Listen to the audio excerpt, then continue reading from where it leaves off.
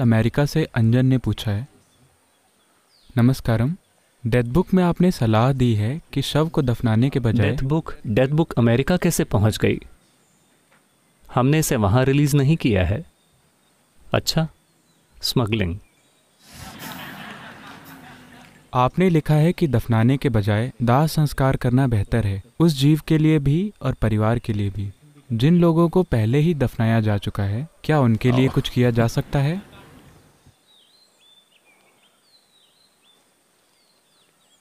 चलिए इसे समझते हैं। रिश्तेदारों के लिए, दोस्तों के लिए और वो लोग जो उस इंसान के करीब हैं, उनके लिए शरीर बहुत मायने रखता है। हालांकि कम से कम उनके अनुभव में वो इंसान अब उस शरीर में नहीं है। वो इंसान अब उस शरीर में नहीं है, लेकिन फिर भी क्योंकि वे उसे इसी तरह से जानते थे, बस वो आकार, और वो ये भी जानते हैं कि अगर आप उसे थोड़ी देर के लिए रोक कर रखेंगे तो वो सड़ने लगेगा। उसके बावजूद लगाव होता है, भावनाएं होती हैं। तो ये एक संवेदनशील मामला है। अलग अलग लोग अलग अलग चीज़ें करते हैं। और ये धार्मिक मामला भी है, क्योंकि कुछ लोग मानते हैं कि आपको उन्हें दफनाना चाहिए। लेकिन आपको ये समझना होगा कि जहाँ कहीं भी दफनाया जाता था उन जगहों पर, मैं प्राचीन काल की बात कर रहा हूँ, प्राचीन काल में अगर आप गौर करें कि कौन से इलाके हैं जहाँ दफनाया जाता है, कौन से इलाके हैं जहाँ दाह संस्कार होता है, तो आप देखेंगे कि जहाँ कहीं भी रेगिस्तान थे, जहाँ बहुत ठंडे प्रदेश थे, जहाँ कोई पेड़ नहीं थे और जलाने के लिए लकड़ी नहीं थी, वहाँ दफनाने की परंपरा बन गई। जहाँ कहीं भी जंगल थे, जहाँ जलाने के लिए लकड़ी उपलब्ध थी, वहाँ वो दाह संस्कार करने लगे। तो कुछ समाजों में हमने एक तरीका अपनाया, क्योंकि एक जागरूकता मौजूद थी कि मृत्यु घोषित होने के बाद क्या होता है। मैं इस बारे में सतर्क हूँ। मैं मृत्यु के बाद नहीं कह रहा हूँ, मृत्यु घोषित होने के बाद किसी व्यक्ति को मृत घोषित कर दिया गया है, जिस भी तरह के डॉक्टर के द्वारा या आसपास के बुद्धिमान लोगों के द्वारा। उन्होंने कुछ चीज़ों को जांचा, सांस नहीं है, शरीर में गर्मी नहीं है, कुछ चीज़ें चली गई हैं, जीवन के संकेत चले गए हैं, तो उन्होंने उस व्यक्ति को मृत घोषित कर दिया। लेकिन इसकी प्रकृति कि हम इस शरीर में कितने लिप्त हैं, यानी ये जीवन ऊर्जा, ये कार्मिक तत्व इस तरह से एक तरह से शरीर की हर कोशिका में गहरा घुसा हुआ है। तो जीवन बस यूं ही पुफ करके उड़ नहीं जाता, ये अपना समय लेगा। क्योंकि कुछ तरह के प्राण तुरंत नहीं जाते। मैं इसके विस्तार में नहीं जाऊंगा, ये एक लंबी चौड़ी चीज़ है, आपको इसे डेथ बुक में पढ़ना चाहिए। मुझे नहीं पता कि ये सवाल क्यों पूछा जा रहा है, क्योंकि मुझे लगा कि वैसे भी किताब में इसे विस्तार से बताया गया है। तो ये कई चरणों में जा रहा है। चूंकि ये कई चरणों में जा रहा है, इसलिए थोड़ी परेशानी होगी उस जीवन को, और वो लोग भी जो उस व्यक्ति के प्रियजन हैं, चूंकि वो भी एक स्तर की उथल पुथल महसूस करेंगे, जो उनके अंदर होने वाली उस भावनात्मक उथल पुथल से परे है जो किसी प्रियजन के जाने के कारण होती है। सिर्फ वही नहीं, एक तरह की उथल पुथल होनी शुरू हो जाती है, क्योंकि वो जीवन उससे होकर गुजर रहा है। जेनेटिक संबंधों की वजह से एक स्तर की उथल पुथल होगी। इसको संभालने के लिए कई पहलू हैं, इसे भी डेथ बुक में विस्तार से बताया गया है। लेकिन चलिए मैं इसे एक ज़्यादा सरल तरीके से बताता हूँ। चूंकि जीवन बाहर जा रहा है, जब वो एक खास हद तक निकल जाता है कि उसे डॉक्टरी तौर पर मृत घोषित कर दिया जाता है, क्योंकि हर चीज़ खत्म हो गई है, उसे जिंदा नहीं किया जा सकता, ये उस सीमा तक चला गया है, लेकिन जीवन अभी भी जा रहा है। अगर आप इसे एक लंबे दौर तक निकलने देते हैं तो अनावश्यक अशांति पैदा होती है।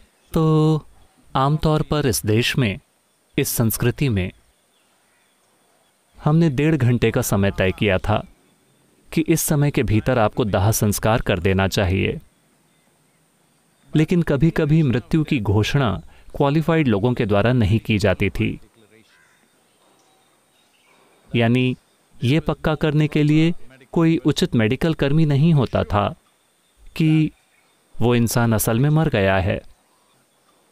और साथ ही अगर सांस, दिल की धड़कन जैसे पैरामीटर और हर चीज़ चली गई है, मान लीजिए कि इसका निकलना बहुत धीरे धीरे हो रहा है। जब आप इस शरीर को आग लगाते हैं तो ये उठकर बैठने लगता है। ऐसा नहीं है कि ऐसा बहुत ही दुर्लभ मौकों पर हुआ है अज्ञानता के कारण कि कोई उठकर बैठ गया और अपनी चिता से भाग गया।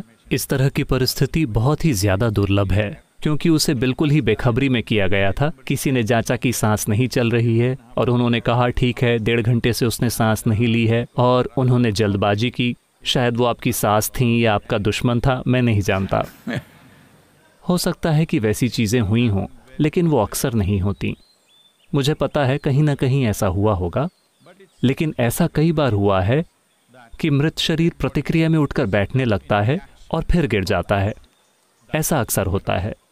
यही एक कारण है कि मुर्दे कहीं भाग नहीं जाते, लेकिन आप देखेंगे कि कम से कम दक्षिण भारत में हम अब भी इसका पालन करते हैं कि जब मृत शरीर को ले जाया जाता है तो हम उसे बांध देते हैं ताकि वो उठकर बैठ न जाए।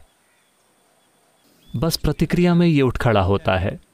और साथ ही जलते समय, क्या कहें, शरीर में मौजूद पानी और नमी के सूखने के कारण शरीर की सिकुड़ कर बैठने की प्रवृत्ति होती है।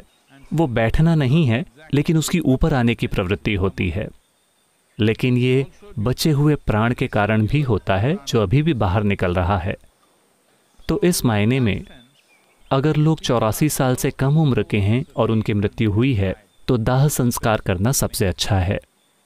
अगर वो 84 से अधिक उम्र के हैं तो आमतौर पर ज़्यादातर समय, मैं कहूँगा कि 95% समय या इससे भी अधिक, जीवन ऊर्जाएं पहले ही कमज़ोर हो गई हैं। जब वो बाहर निकलती हैं तो ज़्यादा कुछ नहीं बचता या लगभग कुछ भी नहीं बचता। तो 85 या 84 साल से ऊपर की उम्र में कभी कभी उन्हें दफनाया जाता था, क्योंकि इससे कोई फ़र्क नहीं पड़ता।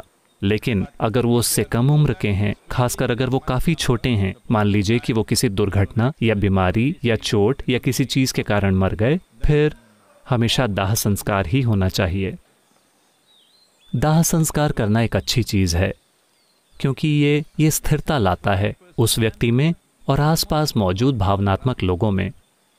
क्योंकि बस ये विचार, कोई व्यक्ति आपको बहुत प्रिय है, आप उसे एक बक्से में डालते हैं और उसे इस बगीचे के नीचे रख देते हैं। इस बगीचे में सतह के नीचे आप इस जगह को छोड़कर नहीं जा सकते, क्योंकि आप जानते हैं कि आपका प्रियजन अभी भी वहाँ है। ऐसा करना बहुत मुश्किल है। ठीक है, लोगों ने उस पर मिट्टी डाली और वो चले गए, आपने कुछ फूल चढ़ाए, लेकिन आपका संघर्ष खत्म नहीं होगा। The struggles are not purely psychological. संघर्ष पूरी तरह से मानसिक नहीं है, शारीरिक संघर्ष भी होता है, क्योंकि एक जेनेटिक संबंध है जो आपके सोचने और महसूस करने से परे है। तो दाह संस्कार उन चीज़ों में स्थिरता लाता है। तो आम निर्देश यही होगा कि अगर वो 84 साल से अधिक उम्र के नहीं हैं तो दाह संस्कार करना ही सबसे अच्छा।